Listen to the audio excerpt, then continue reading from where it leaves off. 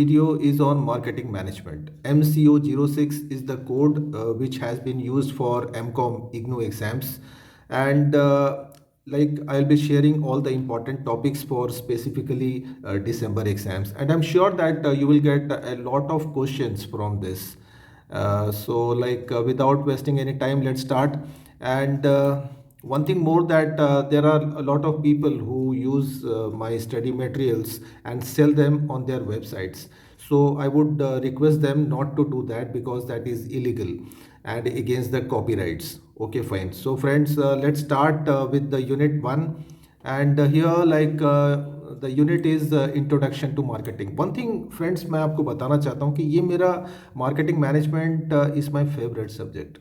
And यहाँ पे आपको कॉन्सेप्ट क्लियर करना बहुत इंपॉर्टेंट है बिकॉज मे बी लाइक आपको अगर घुमा फिरा के अगर क्वेश्चंस मिलते हैं तो अगर कॉन्सेप्ट क्लियर रहेंगे तो you can easily answer. Okay, so you might not get the direct questions. So marketing management की डेफिनेशन देखते हैं सबसे पहले.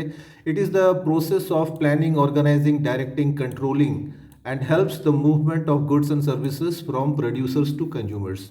एंड बेसिकली ये बहुत ही बड़ा कॉन्सेप्ट है मार्केटिंग मैनेजमेंट. एंड कोई एक प्रोडक्ट को बनाने के पहले से ही मार्केटिंग मैनेजमेंट शुरू हो जाती है. एंड जब प्रोडक्ट अगर हम लोग सेल कर देते हैं, बेच देते हैं, उसके बाद भी अगेन ये फंक्शन चालू रहती है. So it's a very big concept. And ये कुछ इंपॉर्टेंट लाइंस हैं मार्केटिंग मैनेजमेंट पे. ओके, इसके बाद में जो कॉन्सेप्ट है दैट इज़ कॉन्सेप्ट्स और philosophies of marketing management.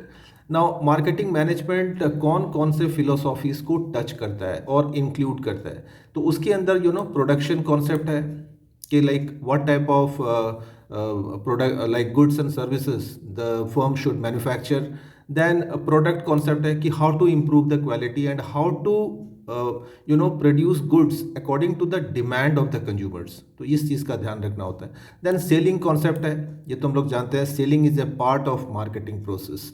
And उसके बाद में इटसेल्फ मार्केटिंग कॉन्सेप्ट है जहाँ पे पूरी की पूरी मार्केट को हम लोग स्टडी करते हैं, एनालाइज करते हैं, कंज्यूमर्स की वांट्स, उनकी डिमांड्स, उनके सेटिस्फैक्शन लेवल, ये सारी चीज़ की मेजरमेंट करते हैं, मैनेज करते हैं. And then we have one more concept that touches the marketing management, that is societal concept. Because as we know that a business firm only can survive when it satisfies the social responsibility. तो society के लिए always the firm has some responsibility जिसको पूरी करनी होती है. And marketing management helps to achieve those CSR goals. Okay, now इसके बाद जो इम्पॉर्टेंट कॉन्सेप्ट है that is process of marketing management. How you will start marketing manager if you are a marketing manager of a company, so and you are asked to do the marketing of a particular product or service. सो ये 4 basic steps आपको follow करने होते हैं. तो सबसे पहले आपको analyse करना है मार्केट एनवायरनमेंट के बारे में. अगेन मार्केटिंग एनवायरनमेंट में माइक्रो एनवायरनमेंट है, मैक्रो एनवायरनमेंट है. तो there are lot of things जो एनालाइज करते हैं, स्टडी करते हैं. उसके बाद में सिलेक्ट करते हैं एक टारगेट मार्केट कि कौन से पर्टिकुलर मार्केट या बहुत सारे मार्केट्स, मतलब किस तरीके से आप मार्केट को सेगमेंटेशन करते हैं या सेग्रीगेट करते हैं एंड अपनी मार्केटिंग स्ट्रैटेजी बनाते हैं. And then developing the marketing mix. Now marketing mix के अंदर 4 P's आते हैं, that is product, place and promotion and one more concept. So ये 4 जो चीज़ें हैं जो हम लोग मार्केटिंग मिक्स में हम लोग आगे पढ़ेंगे, तो इनको डेवलप करना होता है, उनको मैनेज करना होता है. Then we have to implement and control our plannings. we have to execute the plans that we have made. So all these are the different processes of marketing management. ये question आ सकता है आपके दिसंबर के exams में. Okay, एक और यहाँ पे ये सिंपल है, like the difference between selling and marketing. As we know कि selling is just transferring the ownership of goods, where marketing is a process. That means marketing is the process of creating, maintaining and serving the consumers. The main aim of marketing is to satisfy the consumers. And selling means the main aim is to just earn profit. तो selling एक बहुत ही narrow concept है, marketing is a broad concept. तो बहुत सारे points हम लोग इसके डिफरेंसेस में लिख सकते हैं, राइट. ओके, इसके बाद में देखते हैं फंक्शंस ऑफ मार्केटिंग. मार्केटिंग के क्या इंपॉर्टेंट फंक्शंस हैं. तो यहाँ पे मैंने कुछ 11 फंक्शंस दिए हुए हैं. And actually marketing itself is a big concept. तो ये सारे फंक्शंस बेसिक फंक्शंस हैं, like collecting market information, then doing market planning, then standardization and grading of products and services, then packaging and grading of the products, then doing branding. ये सबके ये सारी actually आपके units में है. And customer support service ये provide करना for customer satisfaction. Then pricing, what will be the pricing of price of the product. Then how to promote the product, like advertisement, sales promotion, publicity, all that. Then selecting the best channel of distribution for the product. Then arranging for the transportation and movement of goods from factories to the market, and then arranging for the proper warehousing of the product. So these are the basic important functions of marketing. Okay, now let's move on to the next question. ये unit 2 में आ गए हम लोग marketing environment के बारे में. As we know कि environment दो टाइप के हो सकते हैं, micro and macro. Now micro environment के अंदर ये सारी चीज़ें होती हैं जो डायरेक्टली अफेक्ट करती हैं मार्केटिंग मैनेजमेंट को.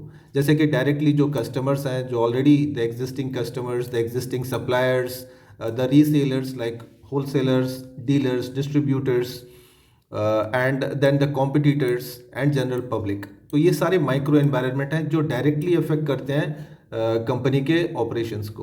तो इनके बारे में स्टडी करना, इनके बारे में आपको एक्सपैंड करना है आंसर्स. एंड देख लेते हैं quickly macro environment. This are bigger environment and this are in fact not under the control of the company. And ये सारे एनवायरनमेंट जैसे economic environment, political and legal environment, and socio-cultural environment, demographic environment and technological environment. तो ये हो गए broad, like macro, big environment, the big components of the environment. तो ये सारी चीज़ों को स्टडी करता है मार्केटिंग मैनेजमेंट. एंड इसके बाद में देख लेते हैं various government regulations that affect the marketing in India. Like why this government is regulating the marketing activities.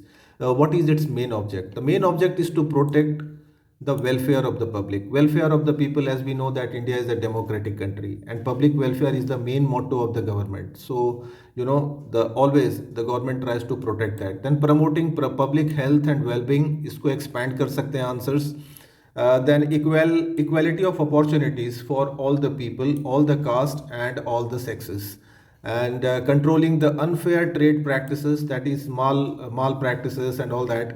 तो ये सारी चीज़ों को कंट्रोल करना. And then protecting the indigenous industries from unfair competition, that is also important. हमारे domestic industries को promote करने के लिए this step is important.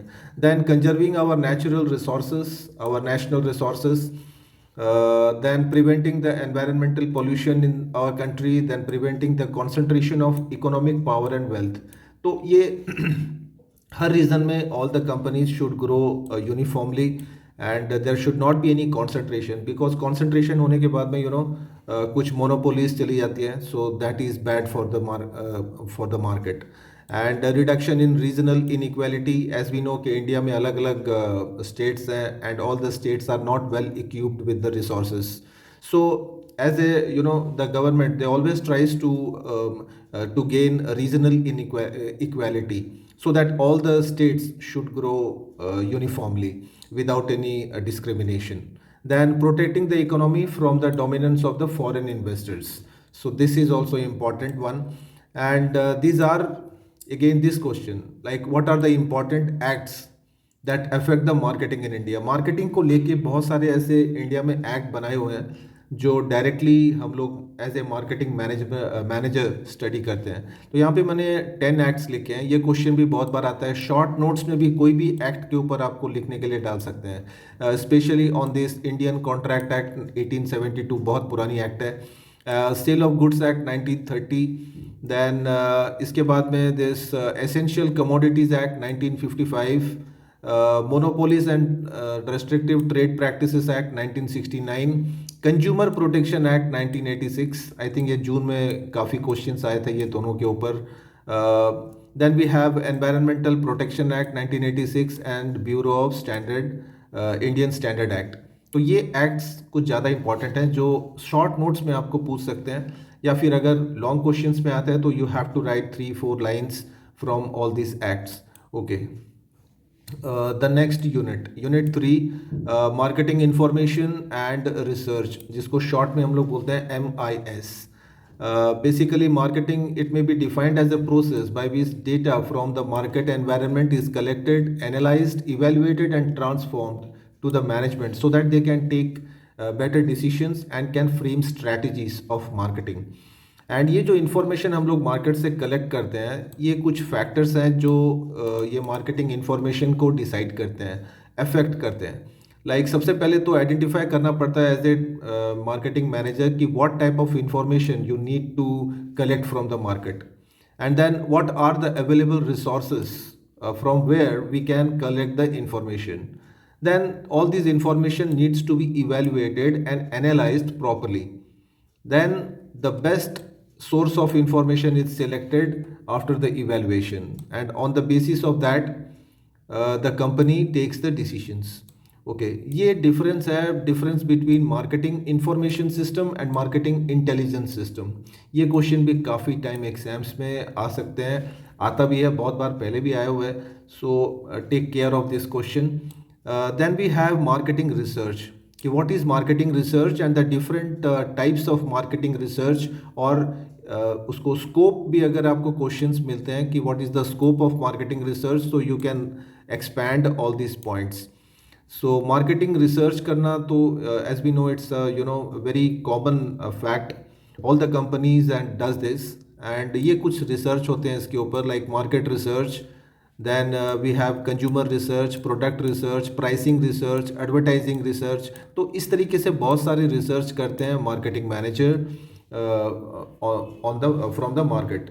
So on the basis of this, again they will they plan out their strategies of marketing. Okay. The next one is processes of marketing research. As we know, कोई भी research को जब start करते हैं तो ये basic steps follow करने होते हैं. सबसे पहले तो प्रॉब्लम आइडेंटिफाइंग, कि प्रॉब्लम क्या है, बिकॉज जहाँ पे रिसर्च है वहाँ पे प्रॉब्लम है, बिना प्रॉब्लम के रिसर्च नहीं हो सकता है. सो बेसिकली यहाँ पे प्रॉब्लम आइडेंटिफाई करनी होती है कि क्या प्रॉब्लम है कंपनी को, जिसकी वजह से we are doing market research. Then determining the research design. अभी जैसे कि रिसेंटली जो प्रोजेक्ट हम लोग बनाते हैं तो उसके अंदर that is the type of research that we are doing.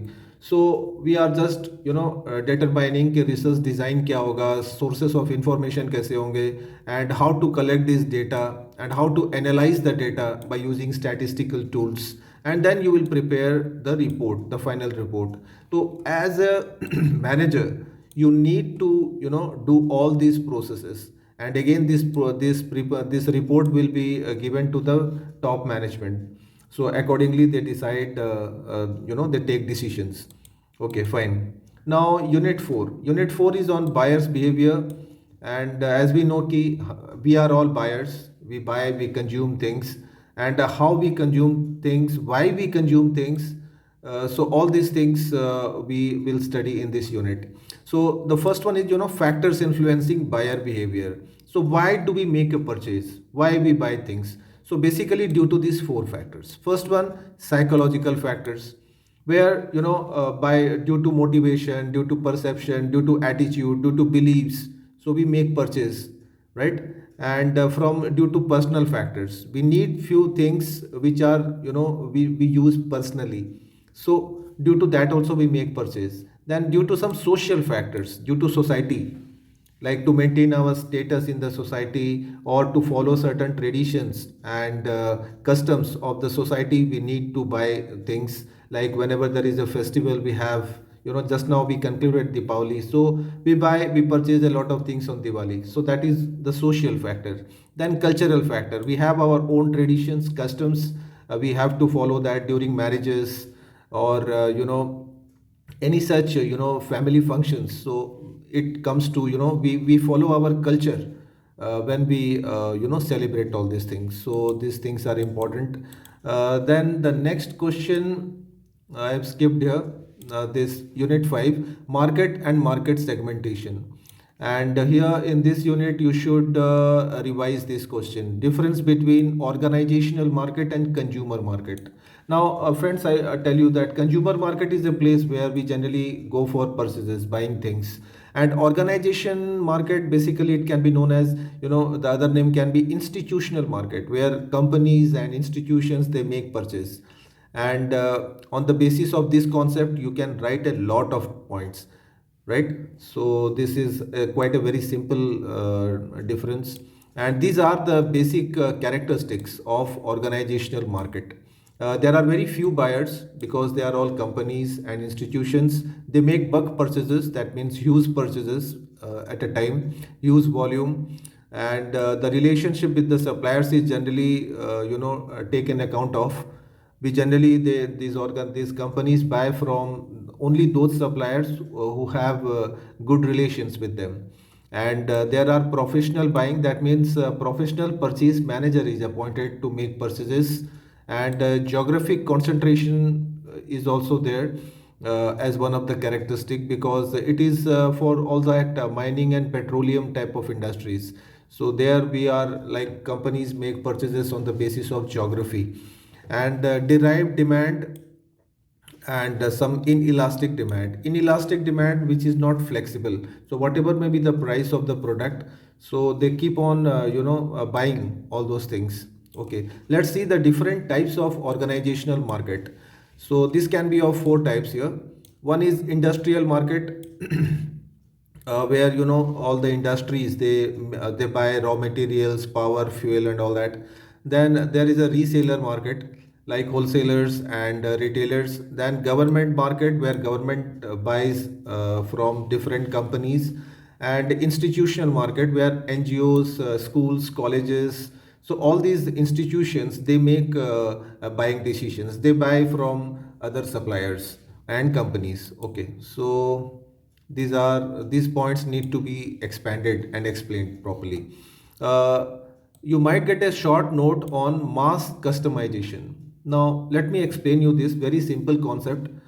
Basically, it is a process of marketing in which a firm produces a good or service according to the requirement of the customer. So that means personalized services is provided to the consumer. And basically these services are very common in case of financial services, interior designing, medical services. And here generally the companies charge a little bit higher than the market price because they provide all personalized services. Okay, unit 6 में देखते हैं क्या important topics हैं. यहाँ पे है market targeting and positioning. ये भी इंपॉर्टेंट टॉपिक है, बहुत सारे क्वेश्चंस आते हैं.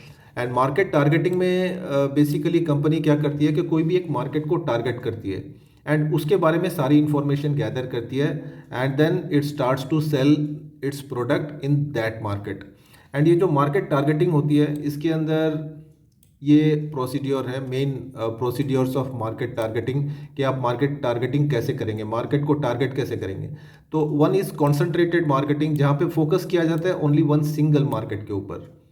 एंड और एक टाइप की टारगेटिंग होती है जिसको हम लोग बोलते हैं डिफरेंशिएटेड मार्केटिंग, जहाँ पे पूरे मार्केट को सेगमेंट्स, आई मीन डिवाइड कर देते हैं अलग अलग सेगमेंट्स में, एंड फिर उसको हम लोग स्टडी करते हैं and then we start selling the product. और एक डिफरेंशिएटेड का जस्ट उल्टा होता है, reverse, that is undifferentiated marketing, जहाँ पे एक ही strategy, I mean same strategy, market strategy सारे मार्केट पे हम लोग अप्लाई करते हैं. So that is undifferentiated. And एक और प्रोसेस है जो ध्यान रखना है टारगेटिंग में, that is choosing a product. Product की लाइफ साइकिल कैसी है, उसकी लाइफ कितनी है, 1 ईयर, 5 ईयर्स, 10 ईयर्स, 50 ईयर्स. तो like that, and accordingly we make the targeting of the market. Okay, आगे चलते हैं पोजीशनिंग में. नाउ पोजीशन का मतलब क्या होता है? Product positioning means relating A product in the market. That means creating a clear image in the minds of the consumers about the product and services.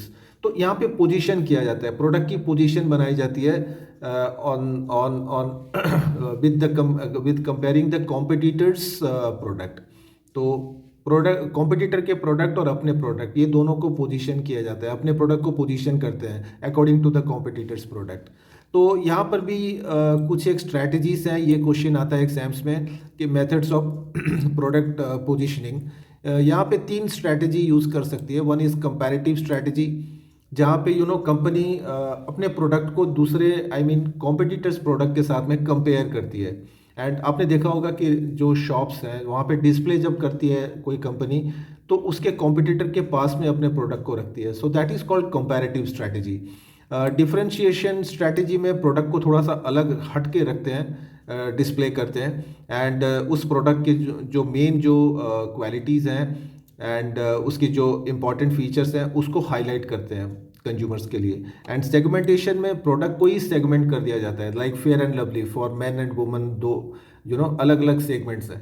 So like this, सो ये हो गया main method of product positioning. Okay, आपको question मिल सकता है कि what are the relationships between market segmentation, targeting and positioning. ये तीनों ही बहुत काफ़ी रिलेटेड हैं, like all this three concepts. And इसके ऊपर क्वेश्चन हमेशा एग्जाम्स में स्ट्राइक करता है, very important one. Then the next question is how to find the potentiality of the target market. Now आपने टारगेट कर लिया मार्केट को कि I have to sell the product in this market. Now how you will find the potential, कि how much, how many, like what is the quantity that you can sell in the target market। तो इसके लिए ये questions हालांकि है तो बहुत practical और बहुत इजी क्वेश्चन है। एंड पोटेंशियलिटी के लिए हम लोग ये सब चीज़ें बेसिकली, ये चार चीज़ें, चार फैक्टर इंपॉर्टेंट है: size, measurability, attractiveness, accessibility and objective. तो ये नॉट फोर, इट्स फाइव। तो ये सारी चीज़ें डिसाइड करती हैं एक प्रोडक्ट, एक मार्केट का पोटेंशियल क्या है, उसकी size. Size means consumers, how many consumers are there. And उनकी मेजरेबिलिटी, उनको मेज़र किया जाता है कि अभी वो कौन से प्रोडक्ट यूज़ कर रहे हैं। then how they are attracted to the product, how they are accessible through retailers, dealers, wholesalers। तो और फर्म के ऑब्जेक्टिव क्या है। तो ये 5 पॉइंट को आप डिफाइन कर सकते हैं, एक्सप्लेन कर सकते हैं। ओके, यूनिट 7 में चलते हैं, प्रोडक्ट कॉन्सेप्ट एंड क्लासिफिकेशन में। एंड यहाँ पे आपको ये क्वेश्चन जरूर करना है, different types of product. Basically 4 type के प्रोडक्ट होते हैं जो हम लोग जूनियर क्लासेस 11 एंड 12 में we have studied about this. And the first one is consumer goods. As we know that consumer goods जो हम लोग डायरेक्टली यूज़ करते हैं in our houses। Then industrial goods, basically used by the industries and factories. Durable and non-durable goods. Durable means those who have a longer life, and non-durable, they have a shorter life, like bread, egg, vegetables and fruits। Then we have services which are intangible, you can't see them, you can't feel them। सो ये 4 type के product हो गए। And again like जो consumer product हैं, इसको again we can divide into a few more types of product, जैसे convenience product जो हम लोग फ्रिक्वेंटली यूज़ करते हैं और काफ़ी कम एफर्ट इसमें यूज़ करते हैं while buying. Then shopping products हैं जिसके लिए हम लोग we take little bit more time and these are bit expensive. Then speciality product, इसका मतलब ये और भी एक्सपेंसिव है और इसके लिए हम लोग पूरी मार्केट स्टडी करते हैं, then only we make a purchase. Like that durable and industrial product. एक डिफरेंस आप ये भी कर सकते हैं, ये भी एग्जाम्स में बहुत बार आया हुआ है question, the difference between product and service. काफ़ी ईजी है एंड अगर आ गया तो ईजीली हम लोग इसको लिख सकते हैं।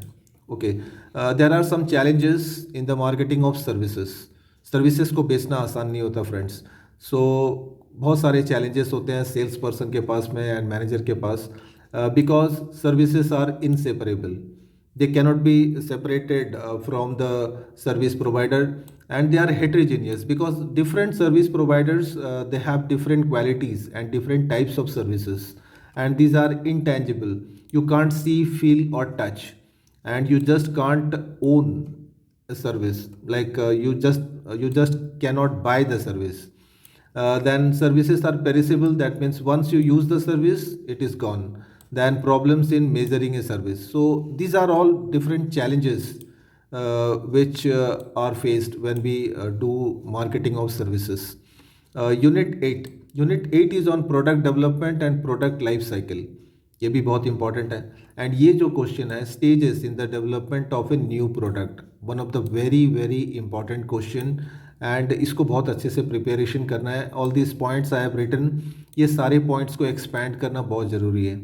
एंड कोई भी जब नया प्रोडक्ट कंपनी लॉन्च करती है मार्केट में, तो उसके कितने स्टेजेस होते हैं बिफोर लॉन्चिंग ए न्यू प्रोडक्ट। तो सबसे पहले तो आइडिया बनता है, कंपनी के जो डायरेक्टर्स हैं या फिर जो भी हैं मैनेजमेंट में, तो वो पहले आइडिया क्रिएट करते हैं कि we have to manufacture this product.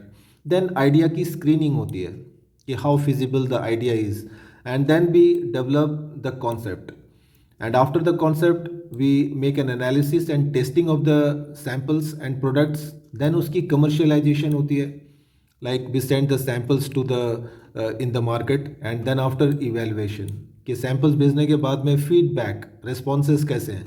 तो ये मेन 6 stages हैं और इसको बहुत अच्छे से आपको रिवाइज करना है। Okay, then we have PLC, product life cycle.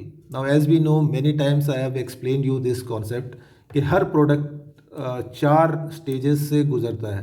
And पहला जो स्टेज है दैट इज़ इंट्रोडक्शन स्टेज। ये थोड़ा सा क्रिटिकल एंड स्ट्रगलिंग स्टेज होता है एक प्रोडक्ट के लिए, जहाँ पे वो स्ट्रगल करता है अपनी पोजीशन बनाने के लिए मार्केट में, एंड धीरे धीरे इट अचीव्स ग्रोथ, उसकी सेलिंग स्टार्ट होती है, लोग जानना शुरू करते हैं एंड उसकी सेल ज़्यादा होने लगती है। एंड देन एक स्टेज आता है मैच्योरिटी, जहाँ पे प्रोडक्ट फुल्ली मैच्योर्ड हो जाता है and people they are all aware, बहुत अच्छी सेल हो रही है प्रोडक्ट की, एंड धीरे धीरे in the last stage it declines the product, उसकी सेल धीरे धीरे कम होने लगती है and the competitors product they take over your product. So like this, ये फ्लो चार्ट है, ये फ्लो चार्ट आप बना सकते हैं if you get a question like this. PLC short notes में भी आता है बहुत तरीके से। Okay, the next concept, why do new products fail in the market? This is again a very important question कि जो नए प्रोडक्ट जो कंपनी लॉन्च करती है, आपने देखा होगा many times they fail in the market. तो लाइक कंपनी से क्या गलती हो जाती है? तो मेनली ये 9 में से एक मिस्टेक तो करती है company, due to which it products fail. तो सबसे पहला जो फेल जो मेन रीज़न है that is insufficient market analysis. अगर मार्केट स्टडी, मार्केट रिसर्च आपने अच्छे से नहीं किया तो product is liable to fail. Then अगर प्रोडक्ट में क्वालिटी प्रॉब्लम्स है तो डेफिनेटली, ये तो बहुत कॉमन चीज़ है। एंड पुअर मार्केटिंग स्ट्रैटेजीज, अगर on when you compare your marketing strategies with the competitors, so somewhere if you have loopholes, so automatically your product will fail. Then pricing problems, बहुत ज़्यादा कम या बहुत ज़्यादा हाई प्राइस, दोनों ही they are risky and dangerous, so you have to be very very particular when you price a product. Then poor product designing, so if you do this the product will lose the attractiveness. And poor timing, her product का एक time होता है, एक season होता है, तो उस season में प्रोडक्ट को लॉन्च करते हैं तो it is better for the product. Then poor after sale service, so this is again a big problem. बहुत सारी कंपनीज होती हैं जो यहाँ पे लैक करती हैं, big problem this one. And wrong positioning of the product, and lastly problems of distribution. तो ये 9 मेन रीजन्स हैं where the new product fails in the market. बहुत इंपॉर्टेंट क्वेश्चन है। ओके, आगे देखते हैं यूनिट 9 में। यूनिट 9 में branding, packaging, labelling. Now branding से बहुत सारे क्वेश्चंस जून में आ चुके हैं, तो बेटर होगा you can skip this. Packaging and labelling, ये दोनों को आप स्टडी कर सकते हैं। And in branding, this difference between individual branding and umbrella branding, ये बहुत इंपॉर्टेंट है। बहुत टाइम एग्जाम्स में भी आया हुआ ये questions, if you have analyse the previous 5 years और 10 years क्वेश्चंस। एंड देन आगे चलते हैं पैकेजिंग में। Packaging, it is a process of designing the container और रैपर ऑफ द प्रोडक्ट। इसको हम लोग पैकेजिंग को 5th P भी बोला जाता है, because now it is packaging is playing a very very important role. And एक अच्छी पैकेजिंग के ये कुछ रिक्वायरमेंट्स हैं, जैसे प्रोडक्ट के डिस्क्रिप्शंस होते हैं, उसके अंदर size, colour and all the ingredients. Product की इमेज बनाती है पैकेजिंग। अगर पैकेजिंग अट्रैक्टिव है, लाइक फॉर एग्जांपल कैडबरी, तो उसकी पैकेजिंग बहुत अट्रैक्टिव है, तो that creates an image. Then product की वैल्यू इंक्रीज करती है, सेल्फ डिस्प्ले करती है। सेल्फ डिस्प्ले में packaging plays an important role when you display it in the retailer shop. Okay, few functions of packaging, मैंने जहाँ पे जस्ट इसके पॉइंट्स लिखे हुए हैं, पैकेजिंग के मेन रोल्स, फंक्शंस, तो इसको, ये सारे पॉइंट्स को आपको एक्सपैंड करना है। And the first function is protection. It protects the product from damages and even from stolen from getting rust. तो बहुत सारे ऐसे चीज़ें हैं जो इसमें हम लोग हाईलाइट कर सकते हैं। अट्रैक्टिवनेस, पैकेजिंग, ये तो मतलब अंडरस्टूड बात है कि when you do a proper packaging so it attracts the customer's attention, product is performing in the market. So ये पैकेजिंग से हम लोग पता कर सकते हैं। Then we have convenience, convenience in the handling. Basically packaging अगर अच्छी है तो we can handle the product well. तो इस चीज़ को लेके आप इसको एक्सपैंड कर सकते हैं। And that we have cost effectiveness, by proper packaging and bundling we can reduce the cost of the product and thereby making the product more cheaper. Okay, the next concept is packaging strategies. एक अच्छी packaging की strategies बना सकते हैं ये सारी चीज़ें follow करके। Like we can give a discount pack, coupon pack, premium pack, then self liquidators, odd size packaging, then packaging the product line, bundle packaging, ये बहुत इंपॉर्टेंट है इसको बंडल पैकेजिंग में, बंडलिंग में, एंड पैकेजिंग इन पेरिशेबल्स। तो ये कुछ strategies हैं, ये सारी पॉइंट्स को you need to expand. Then why packaging is important, just now I told you, more और लेस पॉइंट्स एक जैसे ही हैं। And then comes labelling. Labelling is a process of putting a small label indicating the price, weight, size and instructions to use of a given product. ठीक है, तो हर product की most of the products, I mean जो grains को छोड़ने के बाद में बाकी के जो भी प्रोडक्ट्स हैं we will find labelling on that. And this labelling is important because it gives detail information about the product, it helps to identify the product, and it helps to grade the product into different categories, and it helps to create a brand image in the market. And one more is there, it provides information required by the law, like for example cigarette smoking is injurious to health. So for this you need a good proper labeling. Okay, now let's see kuch important questions from unit 10, objectives and method of pricing. How you will price the product, not a very easy function for the management. And ये कुछ important factors हैं जो that affect pricing. सबसे पहले तो objectives of the firm, firm के object क्या है, whether to sell more, whether to earn more. So accordingly you will fix the prices. And cost of production, obviously this is the basic criteria for pricing. Then competition, competitors prices, तो वो भी important है। देन what is the demand of the product, demand कैसी है, like consumers are attracted, they are already demanding this product, तो price hike थोड़ी सी high रख सकते हैं। एंड गवर्नमेंट कंट्रोल, तो ये 5 पॉइंट्स को you need to explain. And the next one is objectives, objectives of pricing. Objectives of pricing में आप लोग हाईलाइट कर सकते हैं प्रॉफिट मैक्सिमाइजेशन, ये हम लोग जानते हैं कि every company wants to maximize the profit, it wants to maximize the return on the investment, it wants to maximize the sales, and it wants to capture more and more market. It sometimes for the survival the company does the pricing just to survive in the market and to prevent competition. तो friends ये था 1 से लेके 10 तक 10 units तक कुछ important questions जो आप स्किप नहीं कर सकते for this December exams. And in the next video I will be explaining from the other units the important questions.